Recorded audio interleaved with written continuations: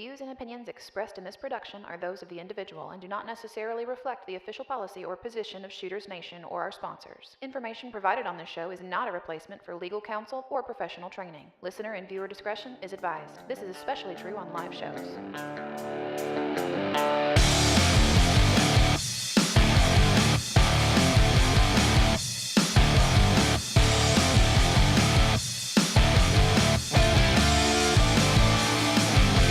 Welcome to the Shooters Nation podcast, the show created for you, the armed citizen.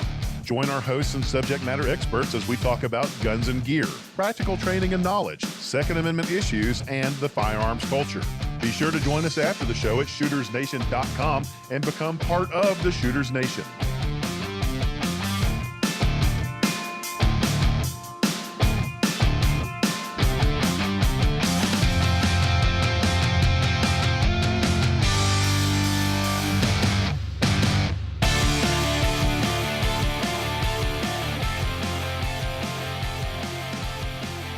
Hey everybody, welcome to the Shooters Nation podcast. I'm your host, David Yancey, coming to you from our studios just outside of Nashville, Tennessee. And with me tonight is, of course, the man, the myth, the legend, Mark Lancaster from Squared Away Customs in New Hampshire.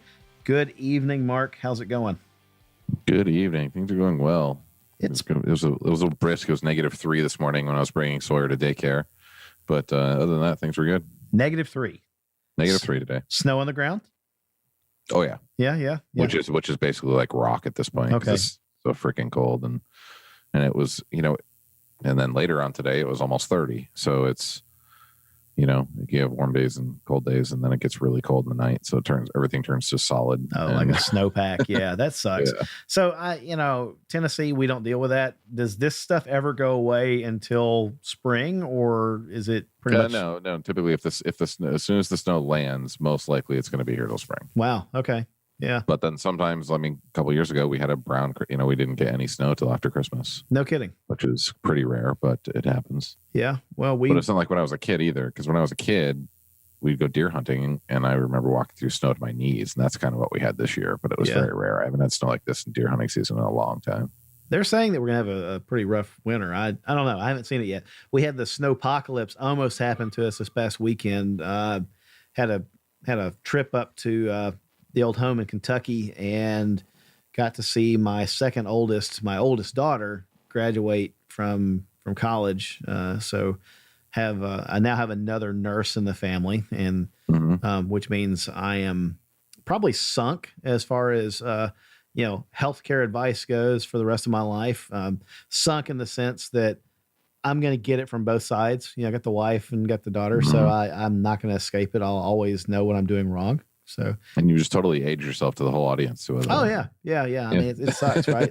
I grew up in Kentucky. There wasn't a whole lot to do as a teenager there. So, draw your own conclusions. But no, I'm definitely squarely in the mid 40s. So, super proud of her, and it was great. It was neat to do that. But we had to leave kind of early because the conditions were supposed to get sleety and black ice and snowy and all that stuff, and it fizzled. We drove through a little bit of sleet on the way home, but the Carolinas got dumped on compared to us. We got like a dusting in places. So all that stuff that headed over to the east and got you folks in the Carolinas, and I think I saw like 13 to 16 inches in some places, like around Raleigh. Yeah, that was really supposed to have been here. A little bit of letdown. My daughter would have liked it. I probably would have had cabin fever pretty quickly. Yeah. But it's been a while since we've talked, man. Yeah, it's been a bit of a busy couple of weeks. I had quite a bit of travel that I had to get buttoned up here, and got that out of the way. And now we're coming into the push for the holiday season, and indeed we are. Family and work and all that kind of stuff. And then, I'm only 4 weeks out, and I'm headed to SHOT Show. Yeah. Oh, golly, man, that's a lot closer than it seems. Yeah. Seems like it's maybe not 4 weeks, 40 days. It's 40 days. Okay. I think I saw it on the SHOT Show Instagram today, 40 days. Okay. But still, I mean, when you say 4 weeks, for whatever reason, instinctively, I think, yeah, man, Christmas is around the corner, and I'm thinking 4 weeks till Christmas, but that's not like anymore. Not anymore, right around the corner. So, yeah. So we took some time off for the Thanksgiving holiday, and we've released a couple episodes since then. We just released the episode with Jason Demo last weekend, so that was fun. Response to that's been really good, really good. I've watched the statistics for that episode, and it climbed rapidly. So, who doesn't want to listen to a guy with the last name of Demo? Right, exactly. Yeah, I mean, it's kind of like, I want to change my name. Not to that. That might seem kind of weird, but no, that's a great name. That episode's done really well, and feedback's been good. I've had a couple of people email me, and I'm answering questions about things like tourniquets now, which is fun because normally it's more about guns and shooting and training and stuff, and now it's training but of a different type, and equipment of a different type. So I'm happy to see that. I think that the more people you got carrying tourniquets and things like that, the better off we're going to be. Absolutely. But yeah, holidays are right around the corner. So this could be like the last show that we record this year, to be honest with you. And still trying to pull together a kind of like a listener hangout next week. And if I can get the logistics to work out between a lot of other things going on and buying for both of our times during the holiday, we'll do that. I feel a little bad because it's kind of iffy, but I still want to do it. Right. We'll try. But yeah. Well, gee, I guess it's been a while since we've done this. I'm really out of practice, but before we get started too far, I want to remind everybody that they can connect with us after the show at shootersnation.com. That's where they can send us feedback and sign up for the Shooters Nation Mail Blast mailing list. Interesting thing, we've gotten several emails the past few days from folks that have some ideas for future episodes. So jazzed about that. Really glad that that's happening. Folks can also follow us on Instagram as at Shooters Nation Radio and on Facebook.com/Shooters Nation. If you head over to Facebook, be sure to sign up for the Shooters Nation community, and that's where you can interact with us, other listeners, and some of our guest SMEs from time to time. And finally, if you like what you're hearing, you can help support the show and make future episodes possible by becoming a Patreon patron at patreon.com/Shooters Nation. If you want to support us for free, you can do that by leaving us positive reviews on iTunes, Spotify, Google, YouTube, etc. And people really, believe me, that is a big help. When you leave us a positive review on any of those platforms, you help our show rise up the rankings when other folks are looking for good content about firearms and self-defense and personal preparedness. So we really appreciate you doing that. Mm-hmm. Yep. So back to the subject at hand. Tonight's theme, I guess, if you wanted to call it that, is just kind of a happy holidays year in review, but we also want to catch up with each other and let the listeners catch up with us. You've had a busy week, so you've been traveling a lot for work. Yep. But last week you did some training, right? Yeah, I did I don't even know how many hours it was. It was a couple days, not full days, like kind of evenings. I did a first aid, CPR, AED class with the American Heart Association. Awesome. Yeah, it went really good, and it was a super small class, so it was a lot of good conversation. And the teacher that taught the class is retired, and his retirement gig is just working at LL Bean. LL Bean. And yep. In Maine, I guess, right? Nope, in New Hampshire. Really? Are they based out of New Hampshire? Am I silly? What? Not sure where they're based out of, Okay. but they have an outlet and a store here. Yeah. Like, because I'm in the South, I look at it's like the North, right? You're above the northern wall up there or something. Yeah. So yeah. Winter's coming. Yeah. We're up here, the White Walkers, right? Right. Up here in the north.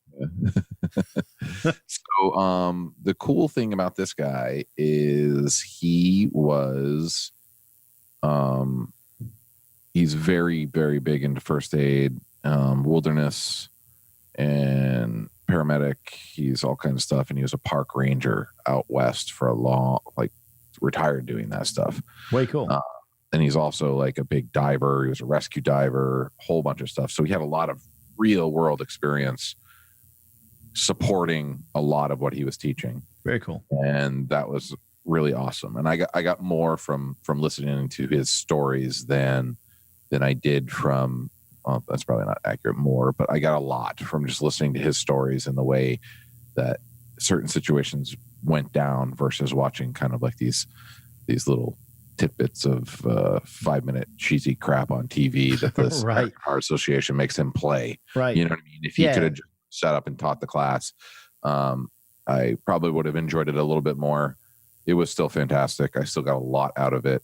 Obviously, being that it was only 8 hours or 10 hours or whatever it was, I mean, it was, barely scratching the surface with all the first aid that we went through, and then all the CPR, the AED, and all that kind of stuff. But man, I didn't quite realize the impact that it was going to have on me emotionally when I was doing CPR on that little baby, when I've got a little baby. Yeah. Yeah. And I was just like, whew, I like take a breath here. You know what I mean? Right. Like this is, I don't ever want to have to be doing this, Right.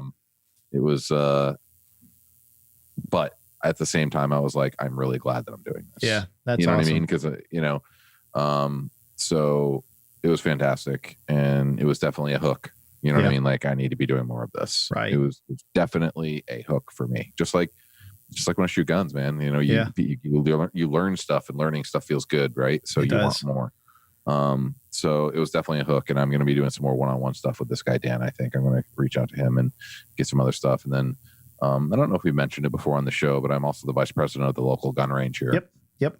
So we're going to be working through, and trying to load up the 2019 calendar with at least quarterly med classes. Oh, that'd be fantastic. So, yeah, that'd be great. So I'm gonna really focus on getting a lot of that done. And my wife wants to do more of it too. She was in the field years ago, but has stepped onto more of the IT side of healthcare. Yeah, I'm really looking forward to it. It was definitely, like I said, it was a hook, and I learned a lot. I can't say enough about the course. It was $46. Right. That includes the textbook that you did. That was optional. Right. Without the textbooks, it was $19 less. And it was great. So if you can go right to their website, and look them up and find a class near you and sign up, and well worth it. Super easy, low stress. Yeah. Super relaxed environment. It was really a good experience. That's awesome. Yeah. No, I love it when you get an instructor that can connect the book learning with something practical, and especially if it's from their own experience, because then it adds some context to it. And I could read a book and your eyes roll back in your head a little bit, because like, oh my God, this is so dry. But then when a guy starts talking about real world practical experience, this is when I used it. Here's how I used it. This is what it was like. Here's some of the things I had to think about. Here's the stuff I had to deal with. It opens it up, and it makes it way more engaging. So that is really cool. I'm with you, man. That when you get the CPR baby doll, and you put that thing in your hands, and you start doing it's on your leg and the chest compressions, and you think, wow, I wouldn't hold my son and even dream naturally of pressing his chest in until it compresses. And that, let's be real, they talk about the fact that you're actually going to kind of crack the ribs a little bit when you do this, if you're doing it right. And it is, I mean, like you, it's just kind of, wow, okay, I need a minute, because that's vivid. I can envision myself having to do that. God forbid. I hope I never have to, but yeah. It's a good thing to learn. I hope that our listeners really, really get into that. And like it's that hook, right? I experience that too. You take the class and you're like, wow, this is actually as cool or cooler than gun training. And it becomes kind of an addiction. The bad thing is, I think that we can talk about gun stuff on the podcast, especially, and with our friends that are into shooting. Gun stuff really easy to talk about, because we've all been there, we've all done it, we all relate to it. It's still hard to talk about medical stuff with folks who haven't, and they're just kind of whatever. Fast forward, I'm going to go to the next episode, and they're going to talk about guns again sooner or later, but. This is really important. I guess I'm kind of on a little bit of a tear about it lately, but I really want people to do that stuff. It's you never know whose life you're going to save. It could be your own. Yeah. So that's I mean, and we've talked about that before. Like it's not the cool water cooler talk. Yeah. It's not the cool BSing with the guys over a beer talk.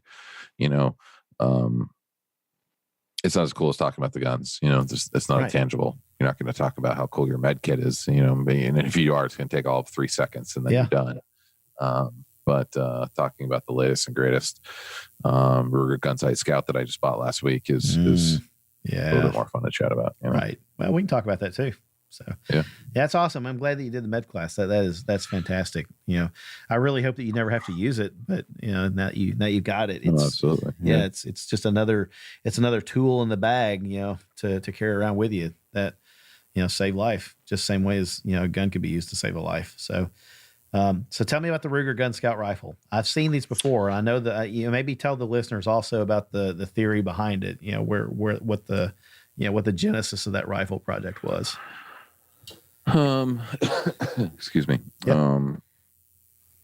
I really don't know a lot of the details about it. Who is it? Tom.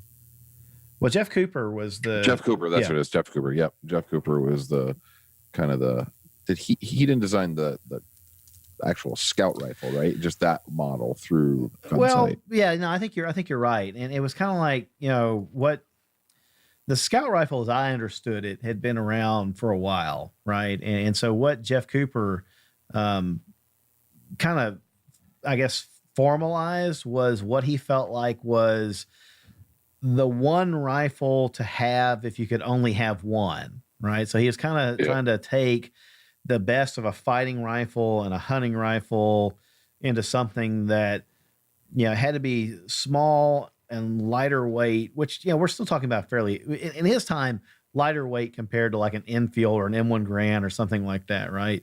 Yep.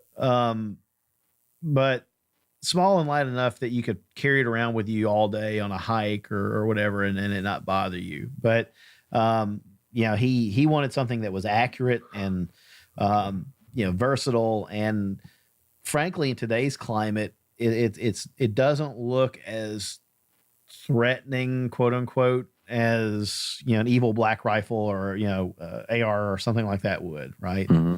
So yeah, anyway, that's kind of his philosophy there, but it took years for anybody to really get a good one out, and Ruger finally did that with the Gunsight Scout rifle that you've got. Yep. Yeah, it's nice and light. It's a 16-inch 308 with a threaded barrel with a muzzle device to prevent, flash. I think it's about a 7-pound gun when I put it on the scale. It's not bad. Empty. It's a laminate. I got the one with the laminate stock. Oh, nice wood. So not the plastic one. Very cool. Yep. I joke around with my buddies because I spray paint so many of my guns. I was like, yeah, that's next to be spray painted. And they're like, put their face on their hand. Right. On their face. It's so funny. But yeah, it comes with box mags. That's the other cool thing. So, cool. 10 round mags. I got a couple 10 rounders and a 5-rounder for it for hunting. What kind of mags does it use? Is it like the Accuracy International style AI mags? Or cool. AI mags. Yeah. Yeah. I guess the originals came with a proprietary Ruger mag, and then they made a change to take the AI mag. Is that what happened? I read something about that. Yeah, I had read that Ruger did a first generation of these a while back, and it was, I think the term that I saw was minute of barn accurate, right? You could hit the broadside of a barn with it, but that's about it. And I think I read that they came back and they changed the bedding of the barrel and or maybe free floated the barrel somewhat in the stock and bedded it more accurately back by the action, and that really fixed things up. But it's a beautiful rifle. So what? I know there has to be a story in how you got this gun, right? So, oh boy, yeah. I mean, I'm kind of a wheeler and dealer kind of guy when it comes to guns. Like, and I lose interest very quickly in certain things.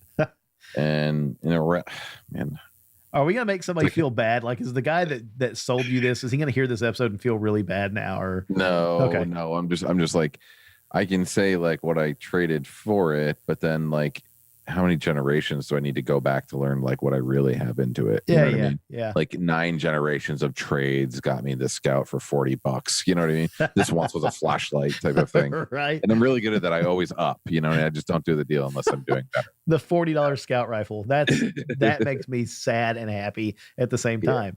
Yeah, no, I mean, it's just safe to say that I'm into the scout rifle very, very well because I don't spend much money on guns. That'll be a good one to keep, man. I mean, really, I don't know. I know you just confessed to trading and wheeling and dealing a lot, but I think that's a keeper personally. Yeah. So I don't know. I have it listed already. I mean, I got it. I like it, but if I can turn it and make money quickly, that's what I'm gonna do. Oh no. It's a like, it's not a love, and it's not a need. Yeah.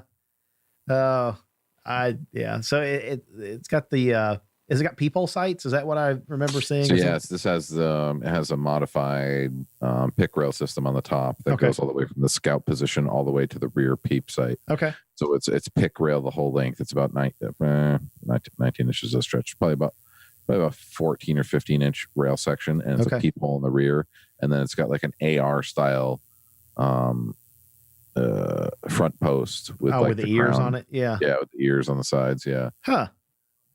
I bet that's quick to sight with the yeah, it's super quick. I put an aim point micro on it and put it in the forward position, so it's very similar location with your eye relief, even though there is no eye relief, but like similar distances that would be on an AR, right? Which is my most comfortable platform of rifle shooting is an AR because I've done the most shooting with them, right? But it's just so quick and so natural. Like it would be a great New Hampshire deer gun, frankly, because very rarely do you have 100-yard shot or more. And around here, speed is what's important because it's two jumps and they're gone. You know what I mean? So I can't think of a magnified optic I could draw down as quick as I could as that aim point on that scout gun, right? Because it's light and it's quick. I think it would. Now I'm kind of talking myself into keeping it. Right. Yeah, man, I'm telling you, it's a great gun. Yeah, that's the kind of rifle that a farmer or a rancher would want to have, to deal with a quick animal problem like a bobcat, coyote, or whatever, or during deer season, if you're out working the field, here's a deer, and that's a good one, you want to get it. That rifle could do it, and it's also, per Cooper's dream, it'd be perfectly fine to take on a hike if you're out camping or whatever, especially if your state allows that sort of thing in the woods. So you've got other 308s, so how does that stack up to it, feel wise, shooting with that 16-inch barrel? Any difference as far as you can tell? Or definitely more recoil.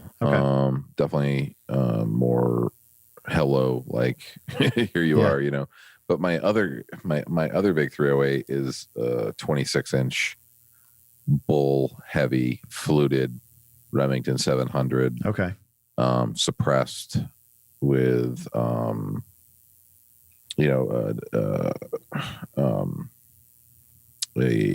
Timony Calvin Elite trigger. Oh wow. A modified bolt handle. HS precision stock, detachable mag, a detachable box mag, Harris bipod. It's set up pretty dang sweet. Yeah. So they're really comparing, apples and watermelons. Right. They're very different guns, shooting the same size bullet. And then I have had plenty of AR-10s, which is always something I feel like I need when I don't have one. And then when I have one, I don't ever shoot it. Yeah. They're not necessarily fun to shoot. They're heavy as crap. It's just not something I'm too excited about much as an AR-10s. Now 308, you can almost hear the cash register every time you pull the trigger. And 75 cents, right. That gets AR-10 makes it a lot easier to spend it quicker. Yeah. Yep, that's for sure. Yeah, no, that's cool. I have honestly had my eye on that Magpul, the Magpul chassis for the 700. I don't know. It's a lot of cheddar. It's a lot of cheddar. But in the chassis world, though, it's not a lot of cheddar. You know what I mean? Right. Yeah. But still, I think it's what, $800 is $900. Yeah, probably cheaper if you're in the industry. But yeah. It's nice. Right? The chassis is fantastic, and I'm probably going to buy it. Yeah. But, yeah, I mean, because the HS Precision that I have has value. Yeah. So I can sell that and get some money out of that. But that Magpul one is pretty sweet. Because my gun, with the length of my barrel, my gun is freaking long. You know what I mean? So having that folder would be really helpul, which is just Pelican cases. You know what I mean? Right. Like just my Pelican case options would be vastly improved if my gun wasn't 7 feet long. Well, the longer a Pelican case gets, the more expensive that sucker gets too. So yeah. Yeah, I love the look of that thing. I don't have a 308 bolt action right now. My only bolt action is the 30-06. So I take that back. I've got a 270 also, but I want one. I don't know that I have a legit need for one. I haven't been hunting lately, and I probably need to fix that. But I just want one. It looks like when you say you don't need something, I often my mind immediately goes to the 6-pack of Glock 19s that you have. Right, it's like, why does anyone don't need those either? 619? Right. Yeah, I don't need those either. But no, I'm with you, man. I kind of, just because I don't need it doesn't mean I'm not gonna go be stupid and buy it. So I really do. I'd love to build a 700 short action with that Magpul chassis and just tweak it out. But I know that that's like that right there, barrel action chassis. That's probably 1/4 to 1/3 of the cost that I'll spend on good glass for that. And, the optics are always way more expensive. So. However, man, I don't know. I think we've touched on the SIG BDX. Yeah.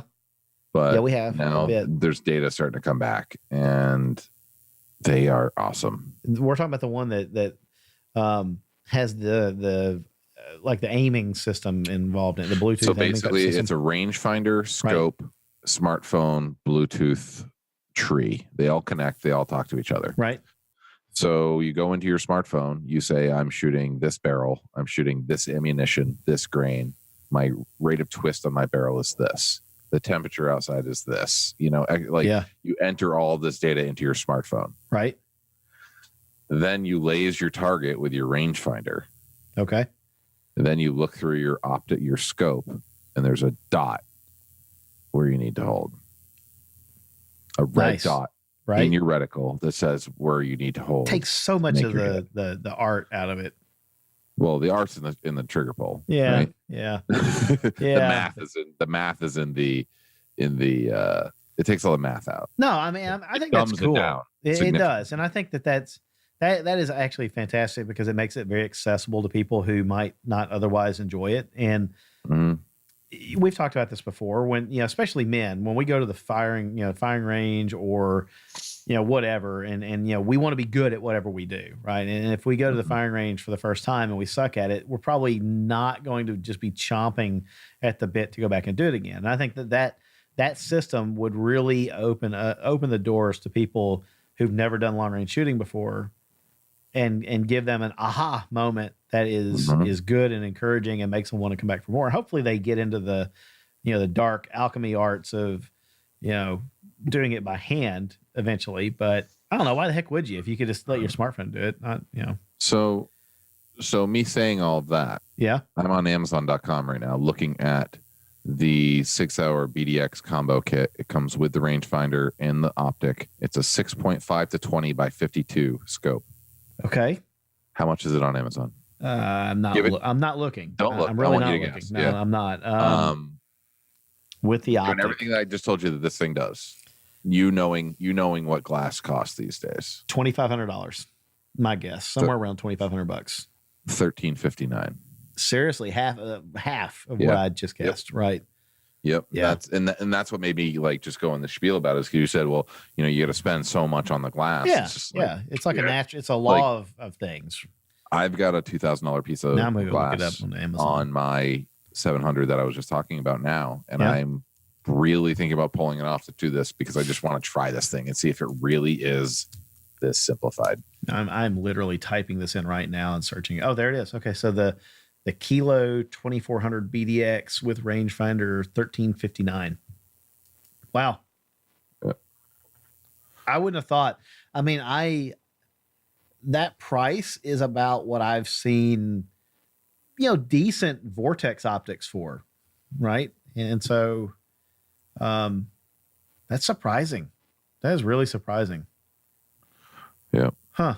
I may have to give that a shot and see what that's like. All right. Well, yeah, very cool. So I'm trying to think of where we were. we I mean, catching up. So yeah, man, I feel like we should just keep talking about guns because we haven't done that lately. Yeah. Yeah. Before we started recording, you asked me what I've been carrying lately. I held up the M&P. Yeah, my M&P with the RMR on it. I love this gun. The sights are something to behold. The giant, suppressor height sights on it, but I really do love the gun. I have sent off the frame from my Gen 5 Glock 19, which was bone stock, right? I had not done really anything with that Glock, the Gen 5 19, other than put sights on it. I'm trying to remember which ones I put on it. Anyway, I hadn't been carrying it because for whatever reason, for me personally as a shooter, taking the finger grooves off the front of the Gen 5 made that gun harder for me to get a good, firm, rock solid grip on. And I began to realize that the RTF texture on the Glock, Gen 4s and Gen 5s just honestly isn't all that rough, especially when you compare it to something like the M&P 2.0s. So had been following a gentleman in Huntsville, Alabama on Instagram, Rocket City Stippling. And Jack does amazingly good work. He takes his time, he does it right. His prices are good. And I sent my Gen 5 frame off to him to have him work it over. So looking forward to seeing that thing back. It should have a pretty good grip on it when it comes back. So maybe that'll push me back into carrying, that 19 again. The Space Glock's still around. I still shoot it. For whatever reason, I just haven't been carrying it. So anyway, well, what's going on, man? Like you're over there. I'm sorry, I'm trying not to. You're making me feel self-conscious about my Glock. I'm like, no, I'm not laughing about that at all. Just something popped up in my screen over here while I was looking for something else to talk that I had. I was looking actively for something else, and this popped up. Right. I just sent it to you, and it's Indiana Jones, and he's looking at like one of the temples. Yeah. On the booby trap platform, and over his head is the word me, right? And then over the temple is a gun I don't have, and he's got this look like I really need this. And then the next picture below it is him running, looking backwards through that cavern when that big stone when the boulder's chasing him down through the tunnel, right? And over the boulder is rent is due, and then over Indiana is me and my new gun. Yeah, that's the way it works. I mean, I'm not gonna I sent it to you on Facebook Messenger. Oh, good Yeah, that's a great one. We could just do a meme episode at some point because totally. I love memes. Those are oh my God. Yeah. So this is from the first one. This is from Raiders of the Lost Ark when he's in the like the Incan or the Mayan temple. He's trying to steal the gold statue. Yeah. If you want to see it, you need to go to the Facebook group for Shooters Nation. And yeah. I may drop that one in the show notes if I can get it to take. That's funny. Yeah, I'm not prone to making good decisions when it comes to spending money on guns. So anyway, so hopefully I get my Gen 5 frame back the next week, and I'll post pictures of that on Instagram on our feed. But I'm looking forward to it. I've watched the stuff that he's done for others. He posted a Gen 4 frame this morning that was configured almost identically to how I asked him to do mine, with the same texture, the same borders, all that other stuff. And I had to do a double take. It's like, okay, that's a Gen 4. It doesn't have the little funky cutout in the front of the grip, but it looks fantastic. I'm jazzed. I can't wait. So we'll see. That's awesome. I have successfully held off from buying any other firearms lately. I thought that the whole Black Friday, holiday, Christmas buying season would result in something that I couldn't turn down. And so far, no dice, right? I mean, I have put a SIG P365 in my shopping cart at least a half dozen times and then not bought it. And here's how that plays out. I put it in the shopping cart. and I'm like Indiana Jones. I'm kind of rubbing my chin, looking at it, going, And then I walk away for an hour or two, and I come back, and it's sold out. I'm like, okay, it wasn't meant to be, so we're good. Mhm. And then I'll Yeah. find another one, and I'll put it in the shopping cart, and the process repeats itself because I'm stupid. So, or maybe I'm not stupid because I don't really know that I need it at all. So I guess I'm stupid because I bought one. Did you really? Okay. Yeah. Did you get the one with the X-ray sights, or Yeah. they say those are nice? The thing about it is, so I kind of get a pass because it's popular for holsters, so it can always be a fitting gun. Right? Yeah, that's true. But like I shot it and I was like, man, I shoot this really good. I need to have one. But then I carry a Glock 17 every day. I'm not ever going to carry this gun. Yeah. You know what I mean? Like Yeah. I carry a Glock 17 with an RMR and 18 rounds, 17 in the mag, 1 in the pipe, and a backup mag that holds 23. Right. Like I'm never going to carry this gun. Yeah, you're not exactly going for the smallest I don't have a possible place thing, for it. right? Yeah, I don't Yeah. have to dress in a manner that I can't carry my Glock 17. Right. Plus, I'm 6'6" and 255 pounds. I don't need to carry a small gun like ever. Yeah, you can hide that thing. No. Yeah. Yeah. So Now you're killing me, man. I don't know. I know where there's a bunch of them in stock right now for. I think you should not get one. I think you should get a Remington 700. Right. Yeah, that's probably Short a smart action. choice. Yeah, And that would fit in a hole in my arsenal. The 365 would not. I don't have a good use for it right now, other than maybe carrying it, out and about town when I feel like I can't hide a Glock 19 or the M&P compact, which so far has been, I've everywhere I've wanted to go with a gun, I've been able to take my M&P 2.0 compact with the RMR in my SAC Zulu holster, and nobody is any the wiser. I've not had trouble hiding it, but but people keep raving about that 365. So I don't know. I'll find somebody that's got one locally that bought it, has regret, sells it cheap, and I'll pick it up from them. Probably the best way. I did make a couple of purchases over the season. Okay. I got and this is a gun I've had a few times, but I've never had it threaded. Okay, I'm curious. I bought a Ruger 2245 Light. Nice. Yeah, I've got I got the it tactical threaded. version of that one, right? And then I also bought a SIG titanium 22 long rifle suppressor. Did you? Yeah. Yeah, and how quiet is this? It's quieter than an airsoft gun. Love it, right? So my buddy Jay Chin, I know Jay. Yeah. He came by, he's like, dude, this is awesome. So he came by with 3 boxes of subs. He brought nice. 420 feet per second, 680 feet per second, and 900 and something feet per second. Right. None of them cycle well, but I feel like when you have that gun, and man, it's like might as well, right? Yeah. Yeah, might as well. It's awesome. It doesn't cycle, so you got to rack it manually with the subs, but it's totally fun, super fun. Well, I don't know.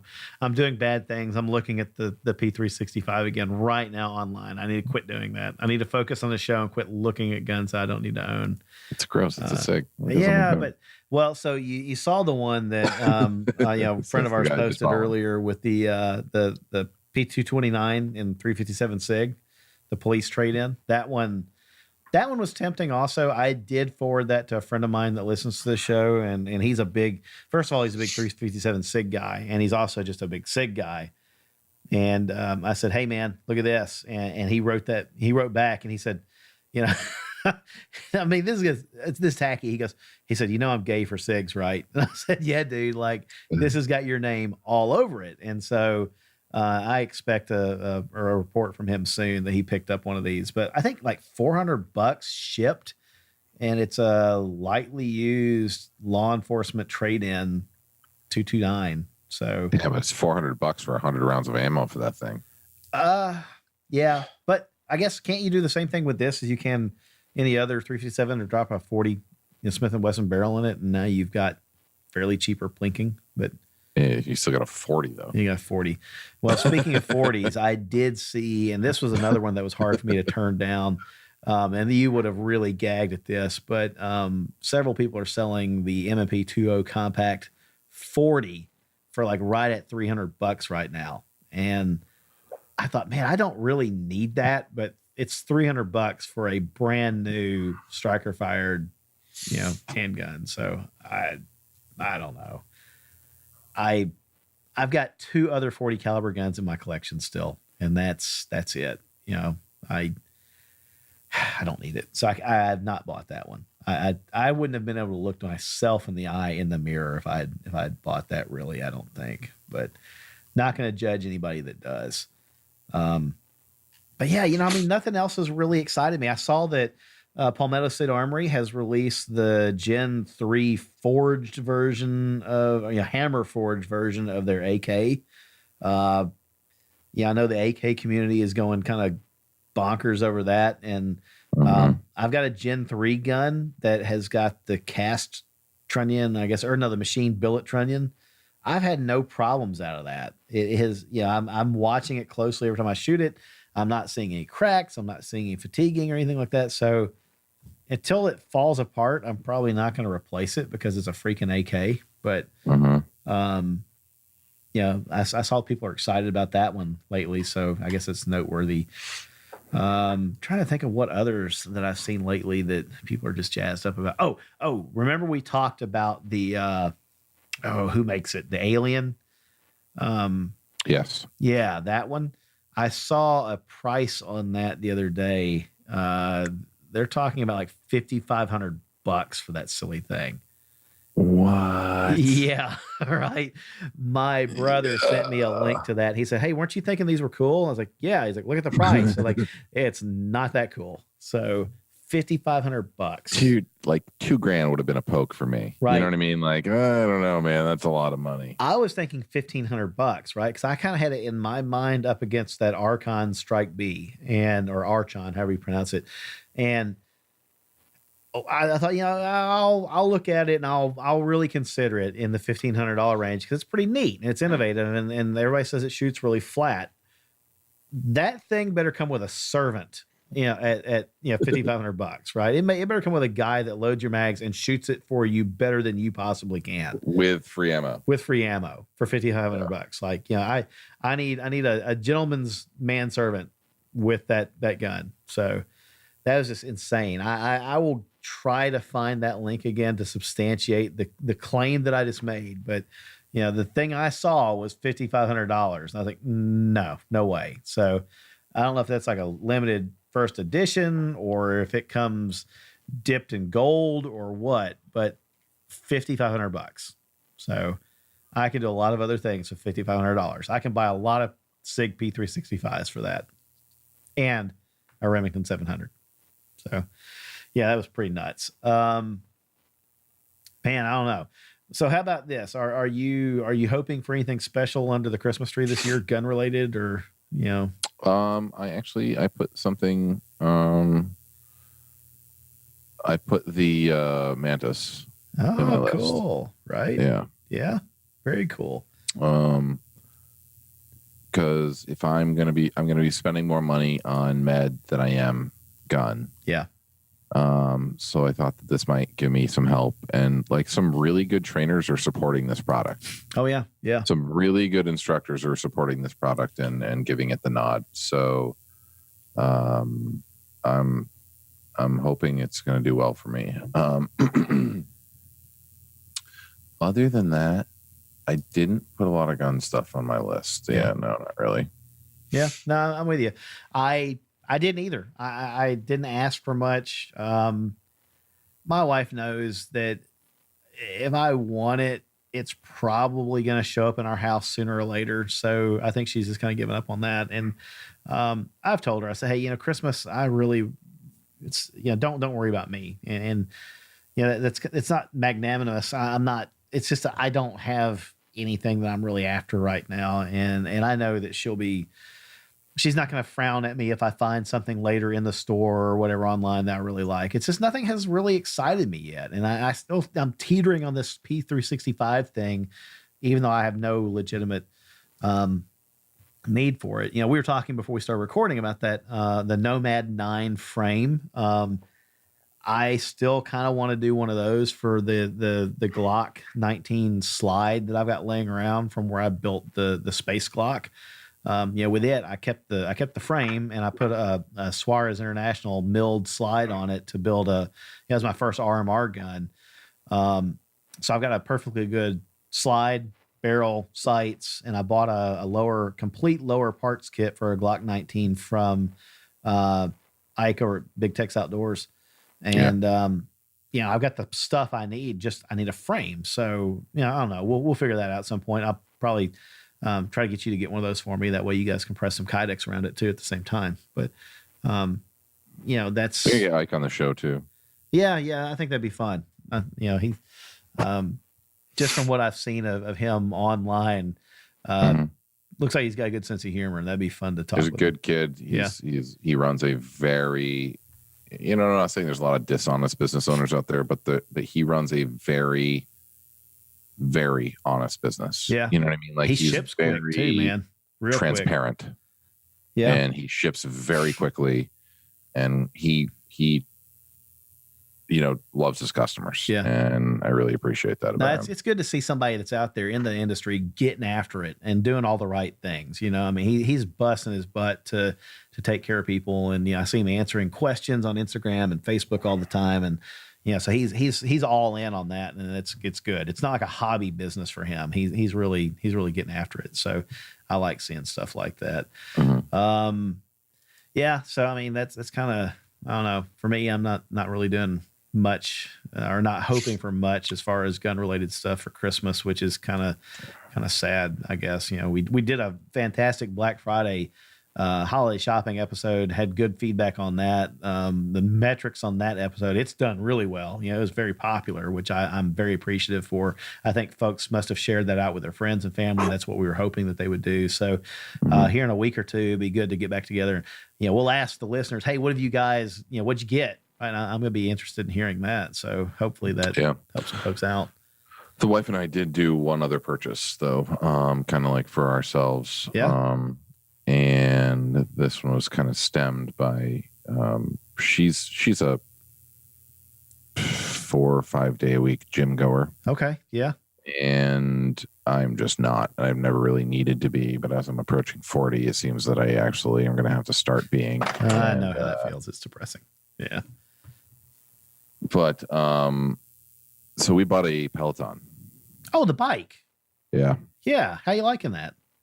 We're going like 2 weeks. I'm 15 rides in, and I really, really like it. Yeah. It's super motivational. And for those of you out there that don't know, it's a bike with the screen. It's got a 22-inch screen mounted in front of the handlebars, and you ride, and in real time, you have a coach telling you what to be doing with your controls in your bike. So the speed at which you're traveling, the resistance on the pedals, and they're making adjustments, and they can see what you're doing. Oh, wow. Like they can see your heart rate. Yeah. They can see your resistance on your pedals. They can see how hard you're working. They can see how fast you're pedaling, and they can see all this. So they're motivating you in real time as you're riding. That's cool.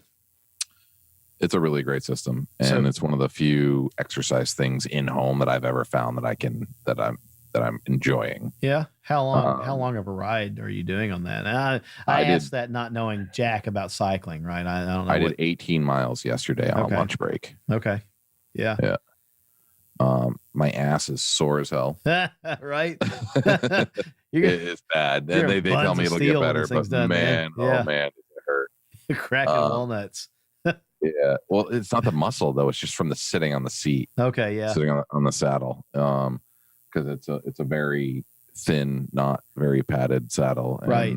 I'm a heavy guy, I'm 255 pounds, but all my weight on this little tiny seat. Right. When I have cycled, it's not been my butt that hurt, right? Because that seat is thin, and it gets other areas kind of sore too, right? So yeah. So that's the one downside. And then when I first jumped on the bike, I first started really getting after it, I was just coming out of that horrible cold. Oh yeah, man. You were And like that flu thing you and were that rough. chest, that lung thing I had. And it was brutal. I'm like, I don't know if I'm going to be able to do this. Like, I'm 10 minutes into a 30-minute ride here, Yeah. like, and I'm dying.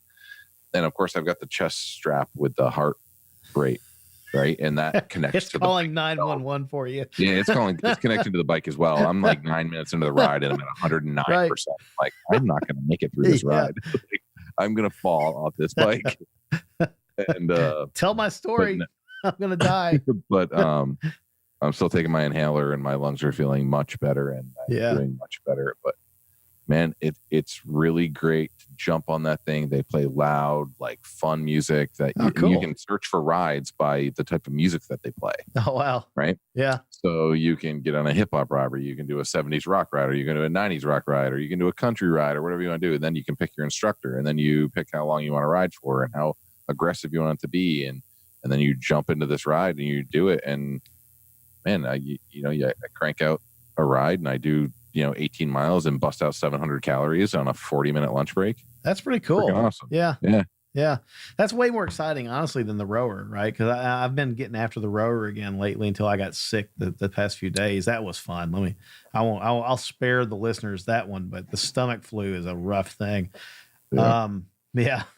But the rower, if it weren't for the television in the room or I like to listen to podcasts. Like I'll throw, Rogan or, Jocko Willink or somebody like that on the Sonos that I've got sitting in that room and listen to podcasts while I row. But if it weren't for that, it would be pretty boring compared to what you're talking about there. So, I've got a friend at work that, he is a very avid cyclist and, he does these century rides and stuff like that, I guess are 100 miles. And, I'm just like, man, that's just nuts. I can't imagine that, so, years ago, 20 years plus, my dad was, he liked to cycle and I tried it and I would ride on a few, like 10-mile rides or whatever across town. And I just wasn't good at it. But I'm as aerodynamic as a freaking beanbag chair. So, yeah.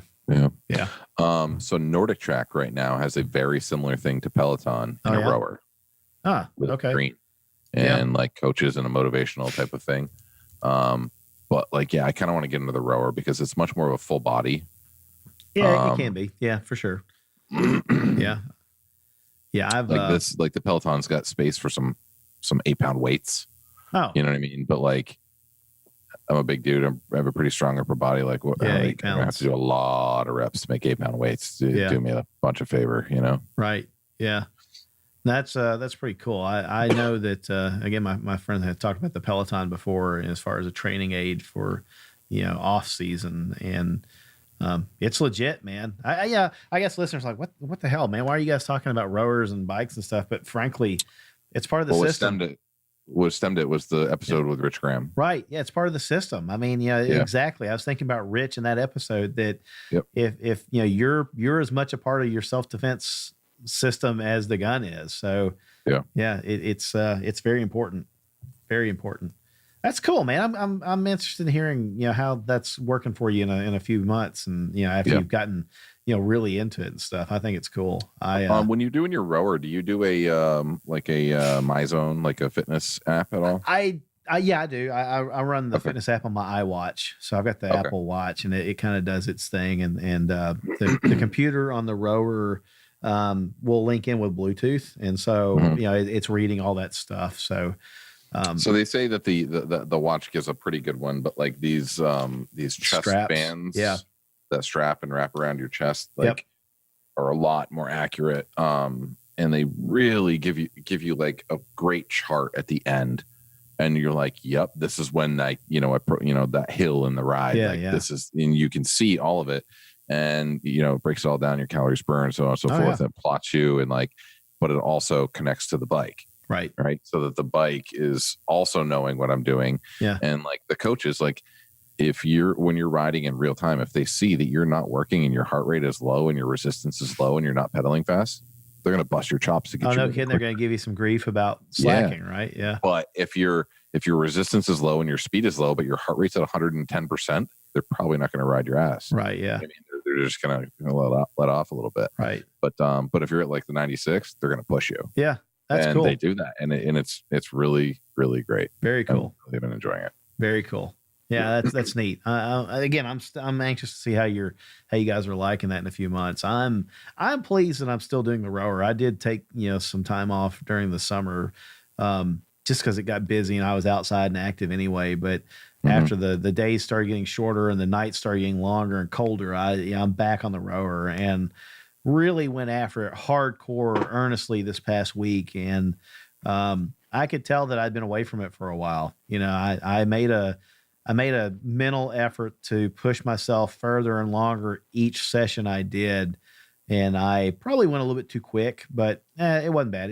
I didn't hurt myself, but I wanted to get quickly back to where I was before. And I'm there, but it made walking up and down steps stairs, staircases a lot more interesting after that, because your legs are kind of jello. So I tell you what, man, let's do this. Let's take a quick break, a midpoint to just kind of catch up, on some things here in the studios and refill our drinks. And then we'll come back to it and wrap up the episode with our listeners. Sound good? Awesome. Perfect. All right, cool, man. All right, folks, stay tuned. We'll be right back with you.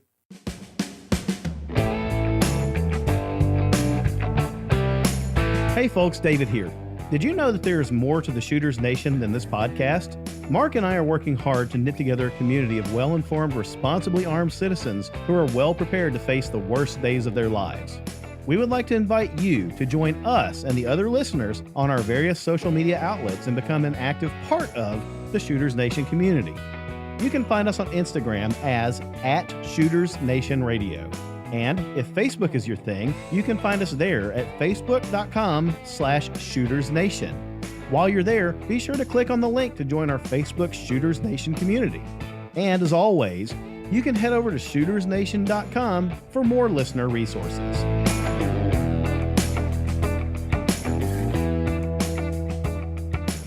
Hey everybody, welcome back to the Shooters Nation podcast. Refilled beverages and watched some really great viral marketing with T-Pain advertising the purple mattress. So how did we get off on that on a break? I feel like we should keep the thing rolling when we go on break just because it's entertaining. But this is what happens when two guys sit around, have a beer, and watch the internet. So we should. It would take a lot, but we could dub together one hell of a bloopers reel. Oh, we could. Yeah, it'd be brilliant. Yeah. So I'm enjoying a Highland Brewing Cold Mountain seasonal ale. So I just now realized that saying that made me sound like the guy that got locked up in stocks on the Bud Light commercial. When they ask for an artisanal ale and gets locked up by the king. So yeah, what do you got, man? I know you had something that was a little bit dark and sinister over it's there. It's a local brewery. It's called Rockingham Brewing Company, and this one is called Belly of the Beast. It's an Imperial Bacon Stout. Bacon. Yeah, it's 1 pint, 8.6% by volume. That's very cool. And they are in Derry, New Hampshire, which is Rocky County, which is the southern part of the state. I haven't been there. We have a pretty cool beer store up here. Yeah. We don't get a lot of good bourbons. We don't get a lot of good whiskeys and stuff like that, but we do get some good crush beers. it with the beer, right? Yeah. Yeah. And there's a lot of breweries in New Hampshire and Vermont. So, so we had a pretty good beer store. So Kristen and I went down there and she picked out a couple for herself and I picked out a couple for myself. And, when you get into some of these really craft beers, I mean, it's nothing to go buy 10 beers and spend $100. Sure. Right. Yeah. You know what I mean? Like, it adds up quick. Yeah, it does. A couple six packs and it's like, what? That was a lot of money. $100. What do you mean? Right. Yeah. No, I don't think it was $100. I think it was, I think she got a 6-pack. I got a 6-pack and a 4-pack and it was $56. Right. So, I mean, good beers. Yeah. It's about like what you'd spend on a decent bottle of bourbon. So yeah. But we got porters and stouts, you know what I mean? And it's not like you're drinking 3 of them in a night. No. Yeah. No.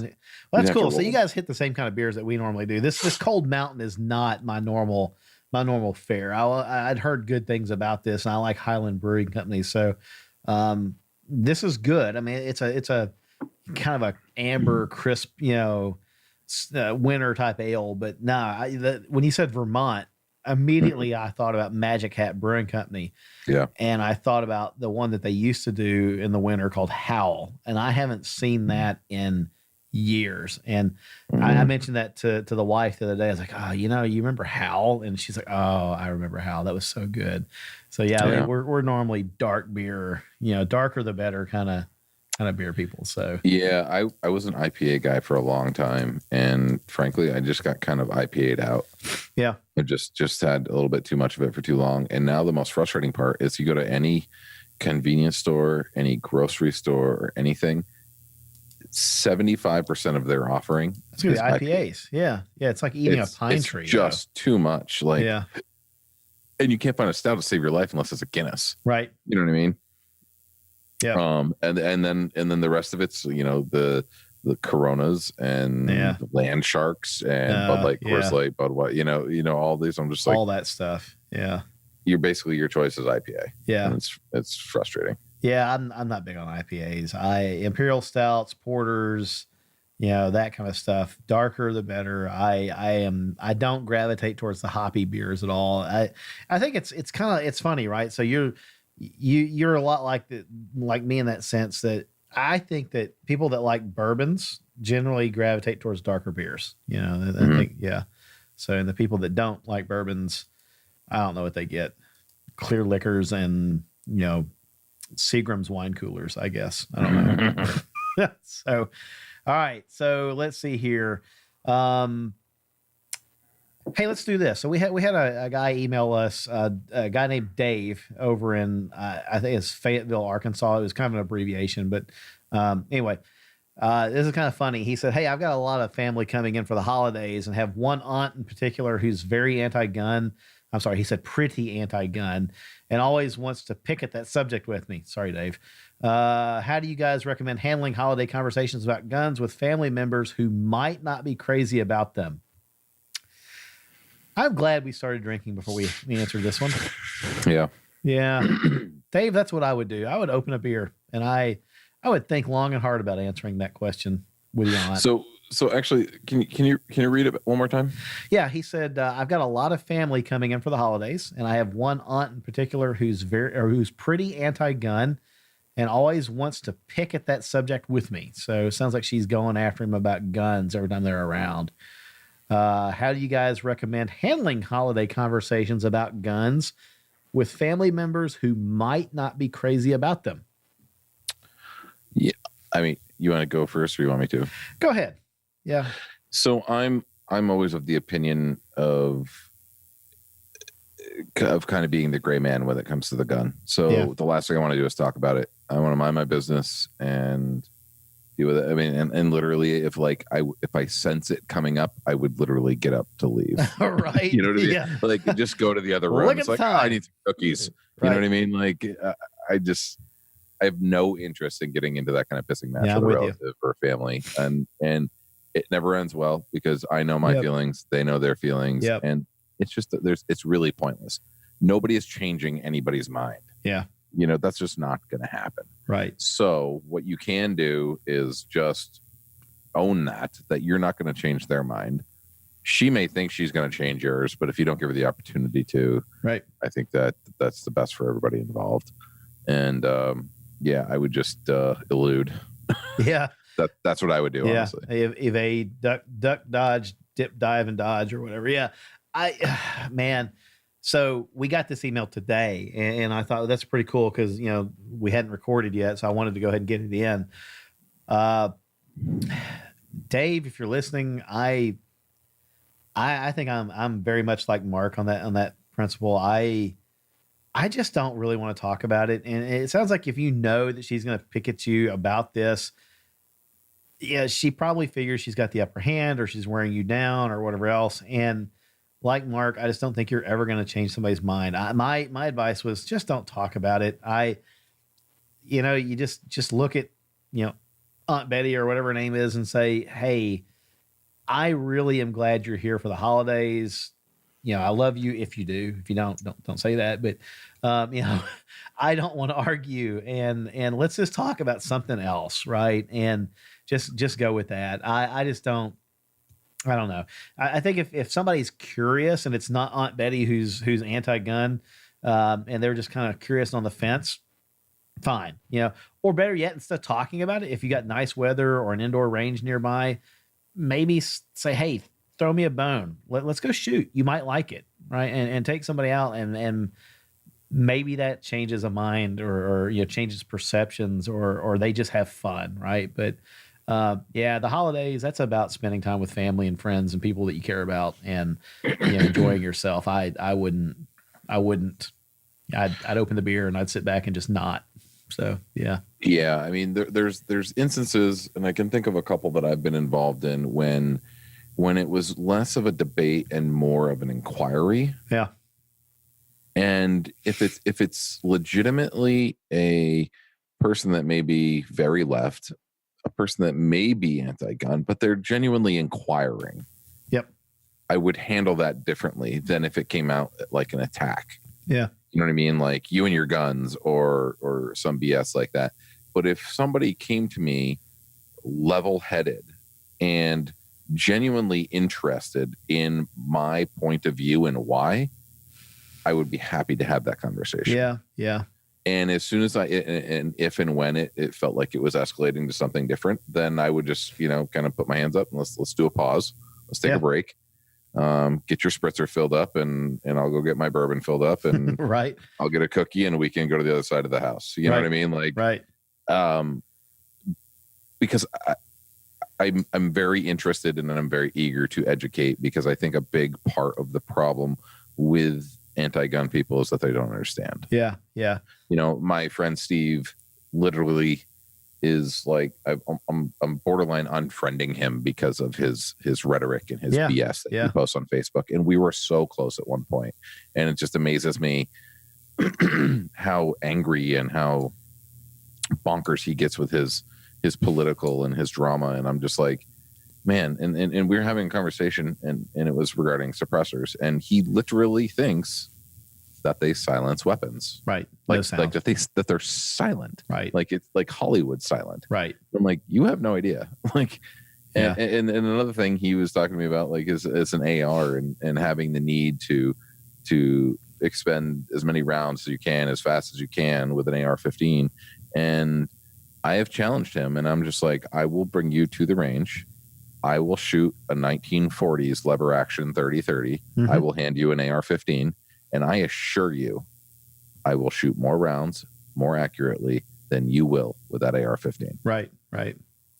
And he won't take me up on the challenge. Yeah, I think. And it's that kind of ignorance that pisses me off. Yeah, because that's all it is. It's this ignorance, and they, rather than learn, they just preach.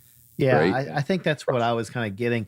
And so, hey, Dave, if I'm reading into this more than you meant, I apologize. But you use the phrase always wants to pick at that subject with me. And that doesn't sound like somebody that's after a conversation. And like you, Mark, if somebody wants to know about it and they're curious and they're willing to have a conversation, two-way street conversation where there's some give and take, and we're going to really consider each other's points, and Mm-hmm.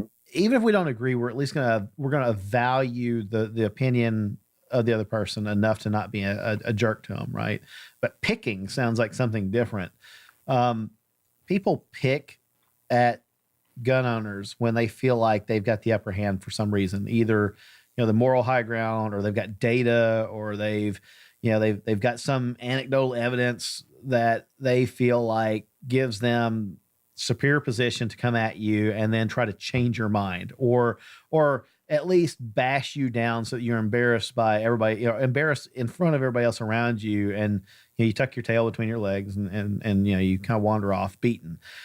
In those cases, I don't want any part of it. And I've been around guns for a long time, and we do a gun podcast, right? You're listening to it right now, but I don't always articulate my points to the best of my abilities on the spot. And if somebody comes at me with a lot of rhetoric and a lot of anger and it kind of overwhelms me, and I'm like, whoa, hang on. I'm you came at me out of left field, blindside me. I'm not ready for this. I don't respond to that. I would rather, I don't have a lexicon of facts in my head at all times to counter their BS. And Yeah. and so I just try not to, that's why we don't do a whole lot of debate type stuff on this show, because I'm not good at that. And I would rather de-escalate and take the emotion out of it and just say, okay, tell me your points. Here's what I think. And again, take them shooting if they're willing to do it. But yeah, man, holidays, I don't have time for that kind of stress with family members. And I'm sorry that you're putting up with that if you've got somebody that really comes after you. I hope it's not the way I read into it, and it's better than that. But man, I would just tell your aunt, hey, I'm glad you're here. It's Christmas. You know what's important to me. I know it's important to you. Let's leave it there and just enjoy each other's company and go argue about something else. Right. So, yeah. Sorry. I hope that, I don't know that helped you any, and maybe that helps somebody else out there listening, but that sounds miserable. I feel bad for you. I hope that, maybe she'll get stuck in the weather and not make it to your house. So, yeah. Or you can talk about something else. Right. So, what is it? The enemy of my enemy is my friend. So find something that you both hate equally and go after that instead. Then you're on the same side with each other. Right. So, yeah. All right.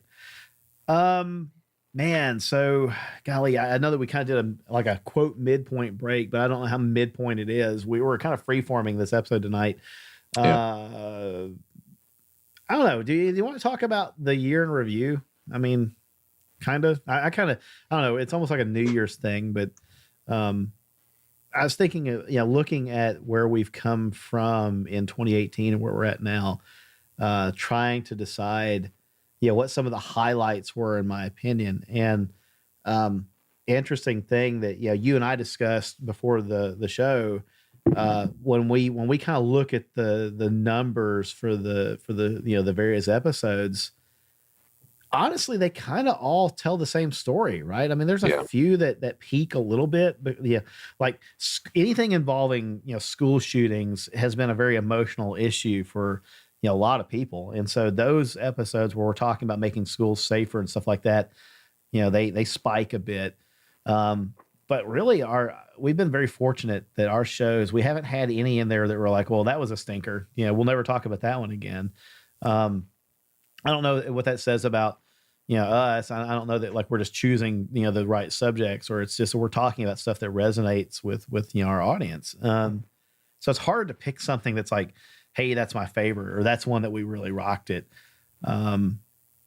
My personal favorite, if I can throw this out, as far as just something that I thought was really cool, I'm still really impressed with the one that our wives did. And when the ladies took over the show, it was really neat to see what they did with the show and what they talked about. And for me, it was very insightful to see firearms and self-defense issues from a woman's perspective. And I thought they did a fantastic job with that. And I really hope that we can get them on again, in 2019 to do that. Yeah. So ladies, thank you. Still, I'm still your biggest fan on that. Y'all did a fantastic job.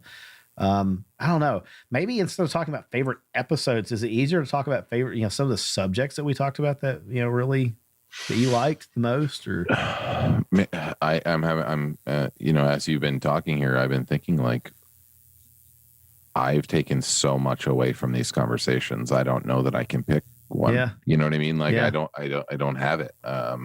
There's so much that's been positive.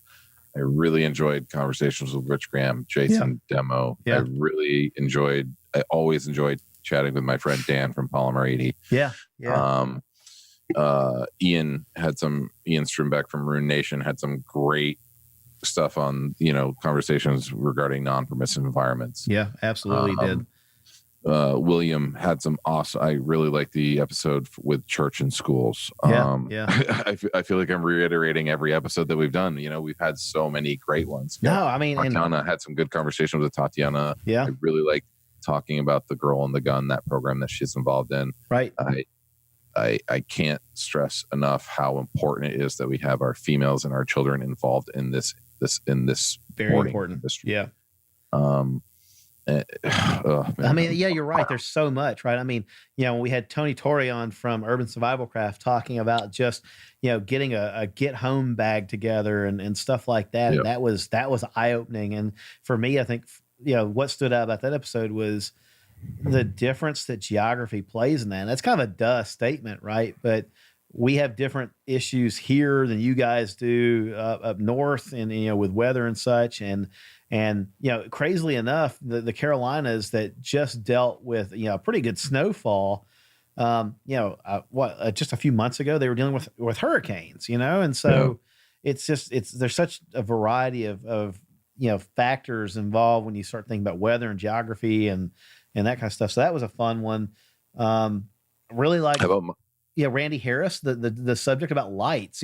Who would have thought that you could talk about low light gear and flashlights and weapon lights for like 2 hours, right? And that was, I think that maybe that's a theme for me that's really neat, is that every time we do an episode, we think it's gonna be a short episode. We don't have a whole lot to talk about.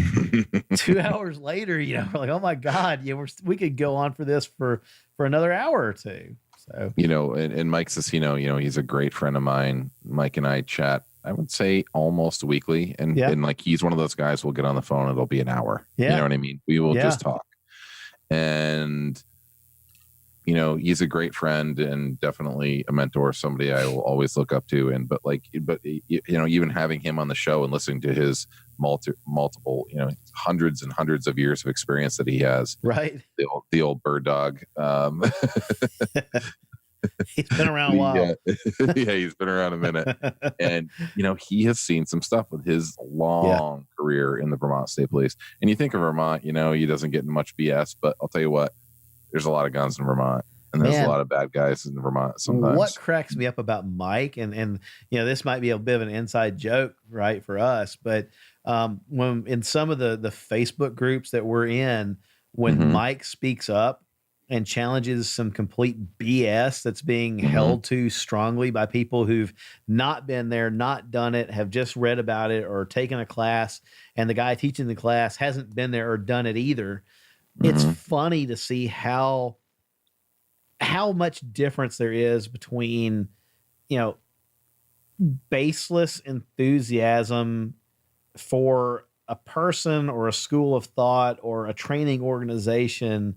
And then you got Mike, who's probably got a resume that's infinitely longer and has a lot of substance to it. And he's just quiet. He's like, hey, look, that's not what I took away from that. This is what I saw. This is my experience. And that gets lost in the whirlwind. It's like, guys, listen to this dude. He's got a lot more knowledge, practical knowledge. He's the about gray this. man. He's the gray man. He doesn't have a big, like, I've trained with him a bunch of times and it's some of the best I've done, but nobody in the industry knows what training with Mike Cicino is all about. Right. Because he trains with a few people that he knows. He keeps his circle small and he spreads the knowledge to the people that he wants to spread the knowledge to. Yeah. And that's it. I was kind of surprised that he wanted to do the podcast, frankly. Right. I mean, because that's very much kind of not who he is. He, like I said, he keeps the circle small and it's great knowledge and some of the best I've had. Well, as Tatiana said, some of the best trainers out there are people you've never heard of. And he embodies that, and so does Bob Allen here in Nashville at Royal Range.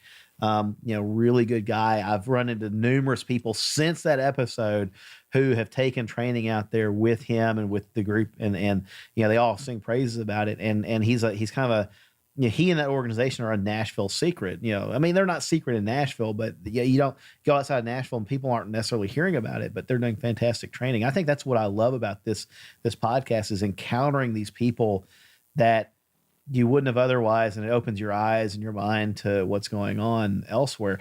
We've still had good response from Tiffany Johnson and Akil Kadir's episode with us on widening the 2A tent, the diversity. And man, that was one that I thought, this is going to ruffle feathers, right? This is going to really piss some people off, but I think it's also going to make some people glad that, that it was said. And I've talked before about, I thought that I personally could have done a lot better on that episode, not, necessarily beat a horse to death.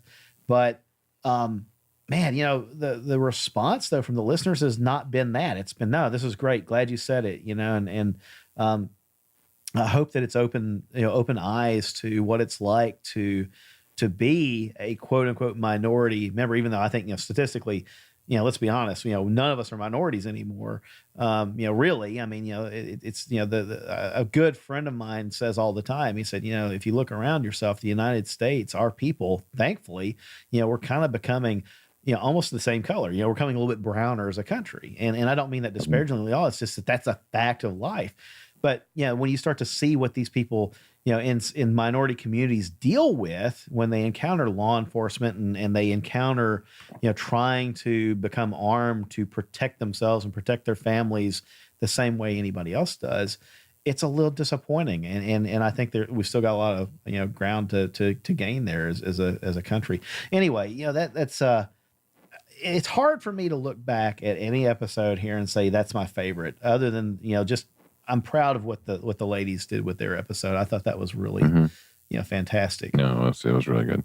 I think the episode that was hardest for me to do was probably the one where we were interviewed. You and I were interviewed, as part of I think that was like an anniversary type show, like 4 months in or 6 months in or whatever that was. And, we got interviewed. It's episode 10. We got interviewed by Dennis, and I don't know. I think talking about myself is boring. I don't. I'm a guy with a microphone, and I like to shoot, and that's about it. So I love bringing on other subject matter experts to do all the talking and us to learn from them. And so, but favorite aspect overall, though, I think it's just been the friendships and the relationships. You and I have gotten to know each other very well over the past year, and we've had fantastic guests on, and I consider a lot of them friends of the show and friends of mine now, and just very grateful for the opportunity to do this. So it's been a lot of fun. It's been an absolute pleasure, and I'm still baffled by I will be, where was I? I was somewhere and chatting with somebody, and it was a total random situation, and they listened to the show. Oh, wow. Just wow. It was extremely random. Yeah. I think it was at the airport. I think it was I was still in New Hampshire. I was in southern New Hampshire. So it's not so far out of realm that they made the connection through Squared Away Customs being a New Hampshire company, so on and so forth. But somehow they made the connection, and they had heard of the show, and they listened to the show. That's in the cool. past. And they were like, "You're Mark from Shooters Nation." I'm like, "Yes." Like, wow, that's really neat. Yeah. And I'm just like, wow, well, that's, and then not to mention, I get emailed literally at least once a week. Right. Regarding holster questions, and, saying, doing a great job on the show. We're super happy to be listening. And and then we had a guy the other day tagging us on Instagram. Oh, no kidding, with a holster that you guys have made, or? No. Tagging Shooters Nation on Instagram. It was just a couple days ago. You commented. Oh, man, I'm like on the spot. I can look. Yeah, I know, right? I do want to do that. Yeah, golly, it's Instagram is not like easy to go back and see what the thing was. It was, man, I feel terrible. I'm sitting here going back through it. So, Urban Survival Craft, Tony, gave us a shout out about the episode with Jason Demo. This is a listener that was telling anybody Nebraska else. EDC. Yes. Yeah. That's what it was. Yeah. Yeah. That was super cool, man. The relationship with the listeners, that is probably hands down. And I feel terrible. Like I've diminished it by mentioning it so late in my little, rant of accolades here, but that's the best part, really, is just the relationship that we've got with the listeners. We got folks that have been with us from very early on that still listen, and I still hear from them, and they still, they'll post pictures of them wearing a Shooters Nation hat and stuff.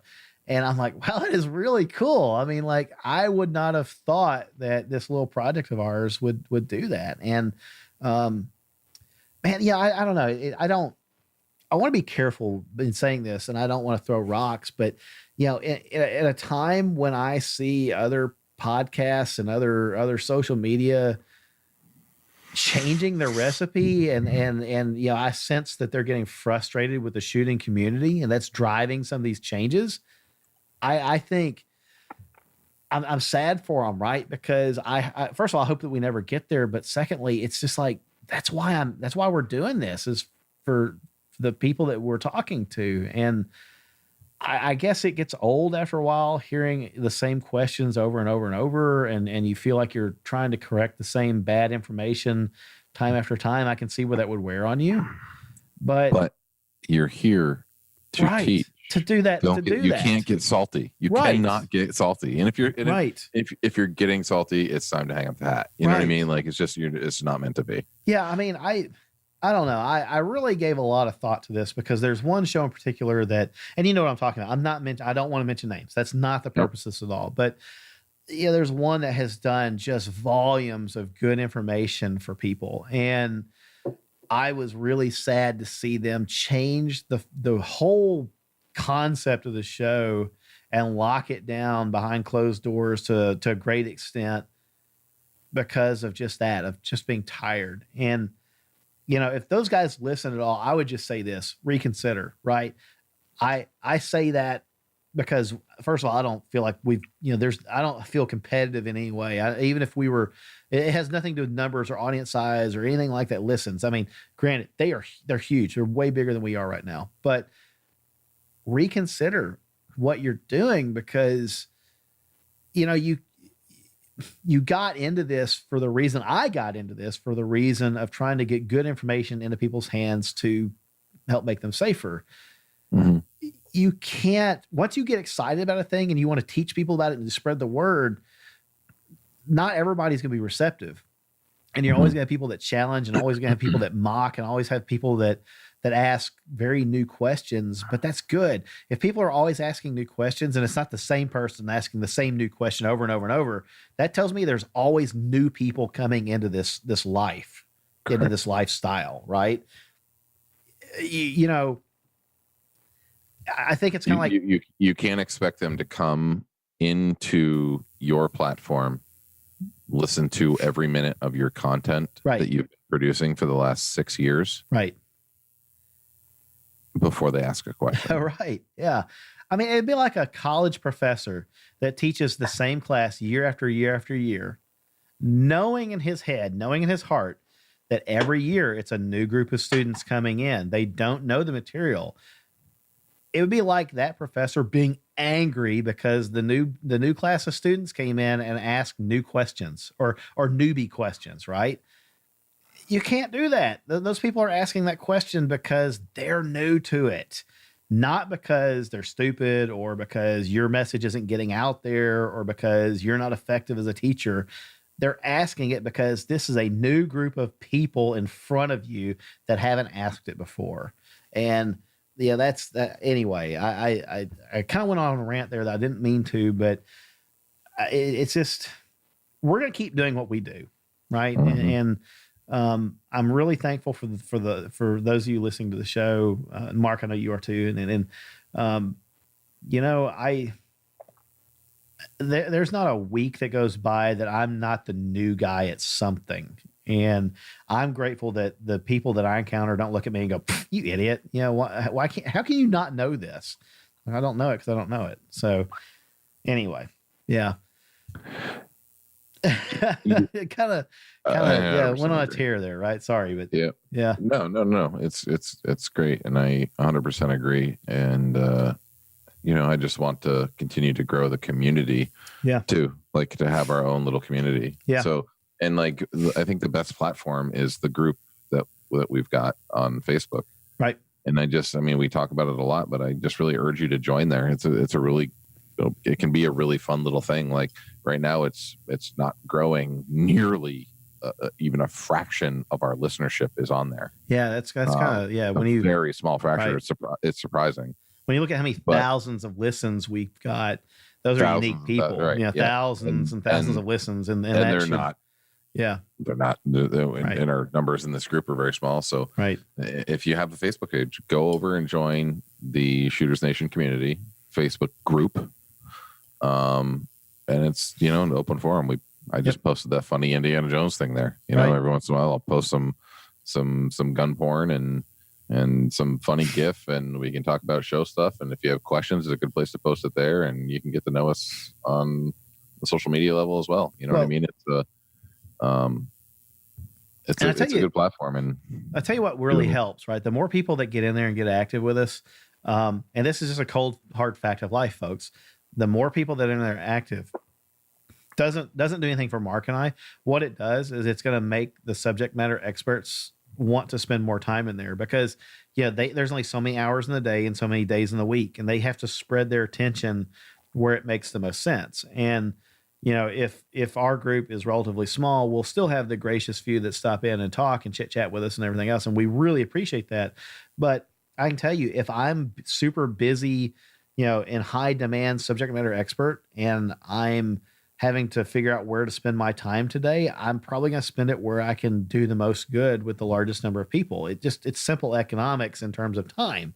So the more of y'all that join, the better it's going to be long-term for all of us. So really encourage you to do that and spread the word. Even if you got friends that don't listen to the show and they're never going to, but they like Facebook and they like, those kind of groups, invite them in. You don't have to be a listener of the show to be a member of the group. It helps, but you don't have to. So, all right. So, golly, where else are we at? I guess that's a good segue, maybe kind of like the final bit of this episode.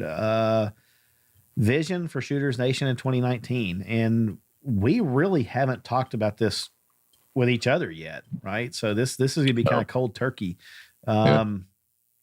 When I say that, your vision for the show in 2019, you kind of hinted at it a little bit there, but what do you think? What would you like to see us do in the year ahead?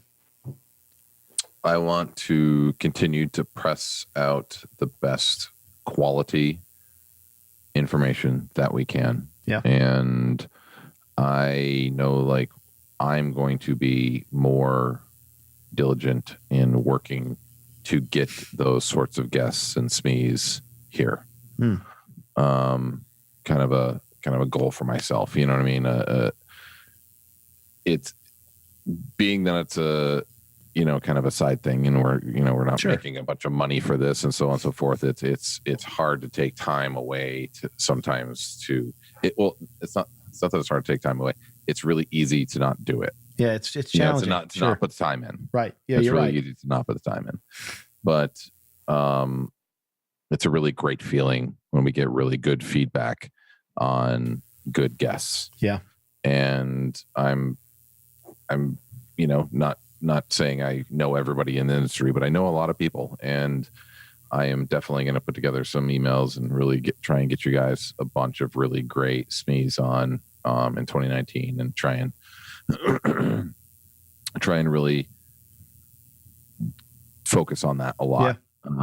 And that's my biggest goal for the show, is to just to continue doing what we're doing, and try and increase the quantity, and maybe less shows of just us chatting, and maybe some more product and more information from experts. Yeah.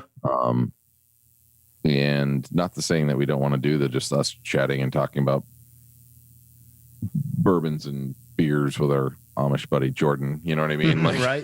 We still want to do that, because that's fun too. That's fun for us too. But I'm going to work harder at it, and I want to get this to grow, and I look forward to it every week. So I don't know that I could say it much better than that. I like the idea of focusing on quality, and I don't know what that's going to mean as far as quantity of episodes or how long they are. Sometimes I definitely don't. I tell you one thing I do want to change. I'm kind of stumbling here, but I've always had this bit of apprehension of going too long on an episode, and 2019, I want to pull the brakes off of that one. And if an episode goes 100%. long, we'll let it go long, and then we'll make a decision after the fact of whether it makes sense to carve that up into 2 episodes for easier digestion or what. But we'll look at that. We'll cross that bridge when we get there. But it also might mean shorter shows, because if we bring some guests on from the industry that want to talk about a new product or talk about, just their company or what have you, that may not be a 2-hour conversation, and I want to be cool with that. And, it's quality over quantity. So, you're right. It is kind of easy to let it not be as important as it could be and should be. Certainly it's not a job for either one of us. We're not not making, money off this thing or whatever, but, we're both passionate about it. It has been challenging at times this past year to fit it around other stuff, that's going on.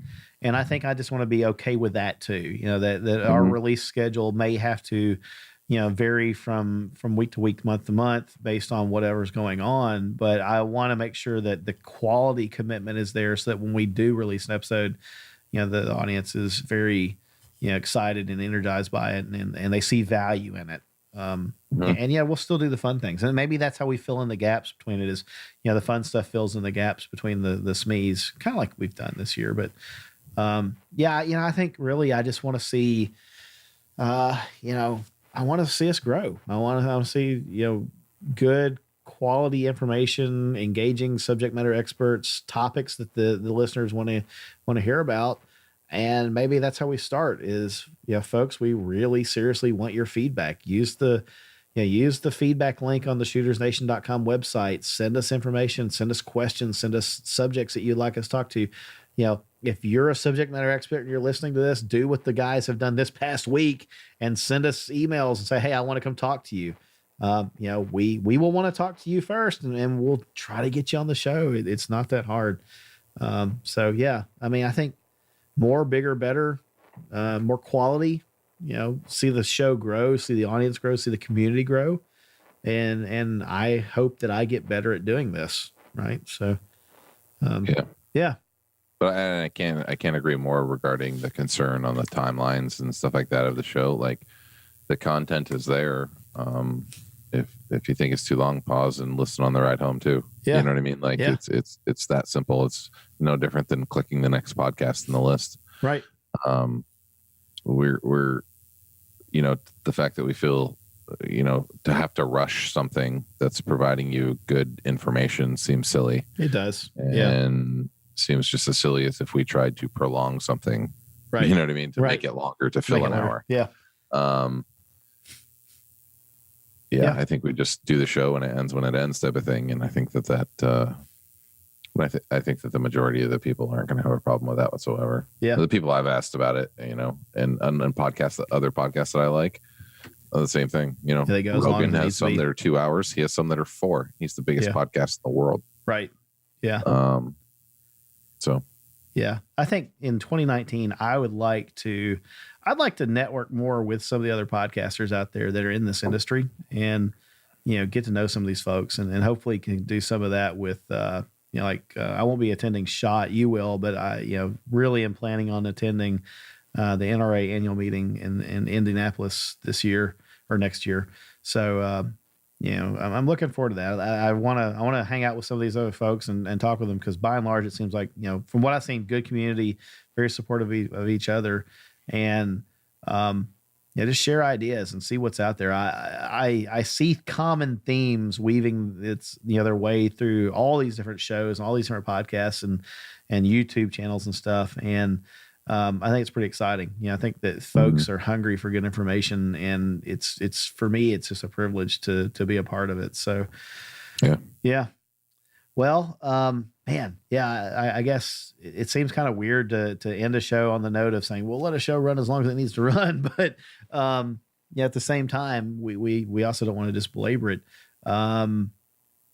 Man, hard. It's weird to think that 2018 is almost done, and the next time that the listeners will hear us talking, it's probably going to be 2019. So, Mark, hope you and your family have a fantastic Christmas and good New Year. I'm sure we'll talk to each other offline. Absolutely. Between now and then. You guys as well. Yeah. You know, Thank you. I'm stoked for the kids. That's the best part about it now. Yeah. It's going to be fun. Yeah. We both got little ones that are going to be pretty excited about that, I hope. So yeah. Sawyer's not going to have a clue, but yeah. maybe next year, you know? Yeah. Yeah. Well, I think Zeke, our youngest, he's not either, but he all he knows is he likes to take the tree apart. So yeah, so that's fun. We got a Christmas tree that's bare from about ground level to 2.5 feet, 3 feet, if it's within reach, But he's now able to reach door handles in the house, and that's opened up a whole new realm of chaos for us. So yeah. Anyway, it's gonna be a fun Christmas. Well, folks listening, we really appreciate you guys. Thank you for a good year. Thank you for a fantastic first year. We hope that you all have a Merry Christmas, Happy New Year. However you celebrate, whatever you believe for the holidays, at least we hope that you surround yourself with friends and family and people that you care about. And I'll say, if you're spending it alone or if you're spending it on duty, I hope you're doing something that you enjoy doing and that you still find some time to rest and relax and recuperate and just enjoy the moment. So, we will talk to you again soon. But before then, Mark, how do folks connect with you after the show?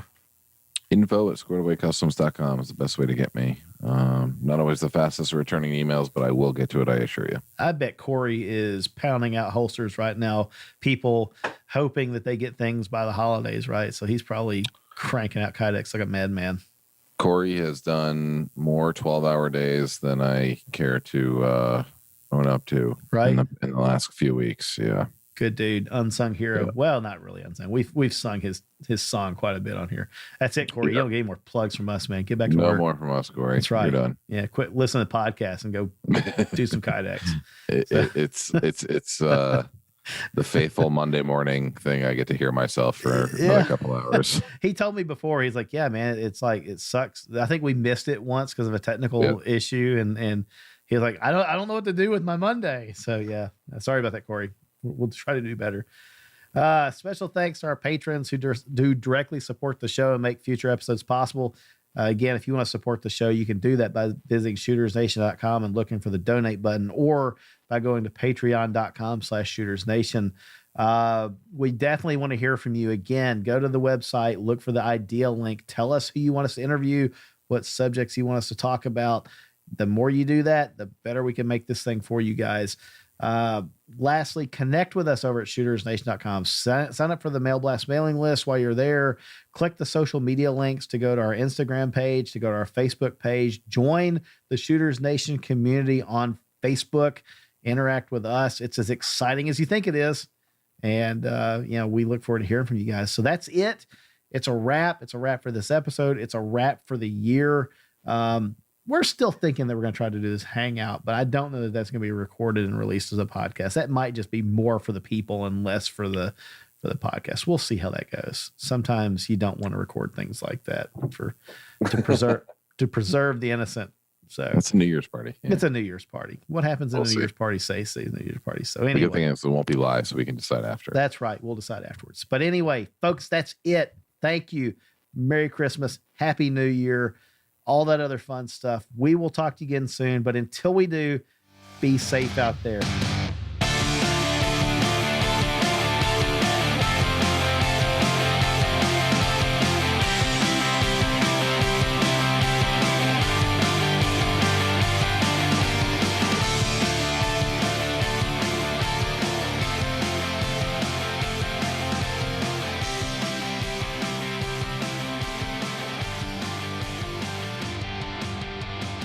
The preceding segment was a production of the Shooters Nation podcast.